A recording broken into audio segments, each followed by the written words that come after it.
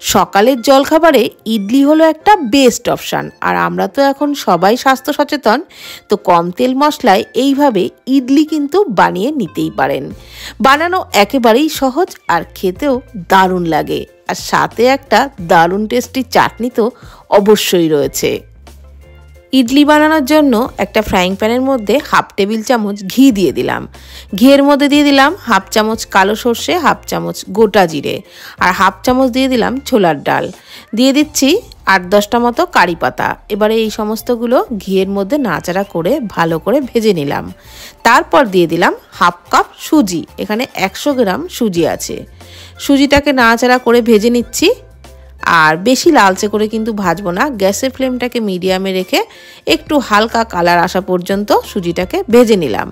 এবারে সুজিটাকে নামিয়ে একটু ঠান্ডাও করে নিয়েছি। এখন আমি ওর মধ্যে দিয়ে দিলাম 1/4 কাপ পরিমাণে টক দই, আর অল্প পরিমাণে ওই টক দইয়ের বাটিটা ধুয়েই জল দিয়ে দিলাম। এবারে সমস্ত কিছু খুব ভালো করে ফেটিয়ে নিচ্ছি। আর বন্ধুরা, আমি এখানে ঘি দিয়ে সুজিটা ভেজেছি, আপনারা কিন্তু ঘিয়ের জায়গায় সাদা তেল দিয়েও সুজিটাকে ভেজে নিতে পারেন। এবারে আমি এর মধ্যে দিয়ে দিচ্ছি ধনে পাতা কুচি, আর দিয়ে দিচ্ছি 1 চামচের 4 ভাগের 1 ভাগ বেকিং পাউডার। এবারে সমস্ত কিছু আবারও খুব ভালো করে মিশিয়ে নিচ্ছি। এইভাবে একটু ভালো করে ফেটিয়ে নিলে ইডলি কিন্তু দারুণ সফট হবে। খুব ভালো করে ফেটিয়ে নেওয়া হয়ে গেছে। এখন ইডলি মেকারের মধ্যে প্রত্যেকটা বাটিতেই একটু অল্প অল্প করে তেল ব্রাশ করে নিচ্ছি। অবশ্যই সাদা তেলই ব্রাশ করে নিচ্ছি। তারপর কাজু ফ্রাই করে রেখেছিলাম আগের থেকেই ঘিতে, সেই একটা করে কাজু ফ্রাই ইডলির বাটিগুলোর মধ্যে সাজিয়ে দিলাম। তারপরে ওর ওপর থেকে দিয়ে দিচ্ছি ওই ব্যাটারটা। বাটি ছাড়িয়ে যেন না যায় সেইভাবেই কিন্তু পরিমাণ বুঝেই ব্যাটারটা দেবেন। আমি ওই 1 টেবিল চামচের থেকে একটু বেশি বেশি করে ব্যাটারটা দিয়েছি, তাতে ঠিক এরকম দেখতে হয়েছে। এর থেকে বেশি কিন্তু দেওয়া একদমই যাবে না, কেননা এগুলো হওয়ার পর আরও একটু ফুলে উঠবে সেই কারণে। আর একই রকমভাবে প্রত্যেকটা বাটির মধ্যেই ব্যাটারটা দিয়ে দিচ্ছি। প্রথমে ওই একটা করে কাজু ফ্রাই দিয়ে তারপরে ওই ব্যাটারটা দিয়ে দিলাম। তারপর ইডলি মেকারের বাটির মধ্যে অল্প জল বসিয়েছিলাম। জলটা গরম হয়ে গেলে ইডলি স্ট্যান্ডটা দিয়ে ঢাকনা চাপা দিয়ে ঠিক 15 মিনিট মতন ভাপিয়ে নেব।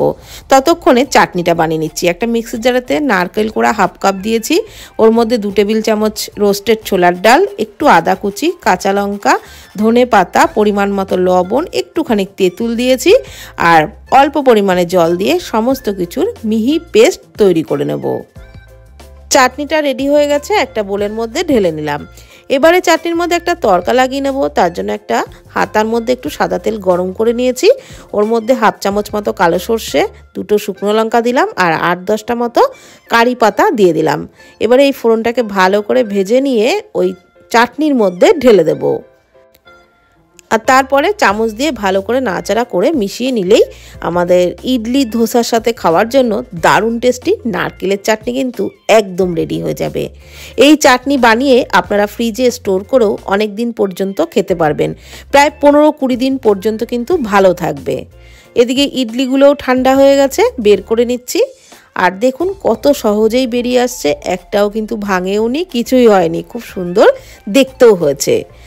তো ইডলি তো আমরা সাধারণত বানিয়েই থাকি, তবে এইভাবে ইডলি বানালে দেখতেও যেমন সুন্দর লাগবে তেমন খেতেও অসাধারণ টেস্ট লাগবে।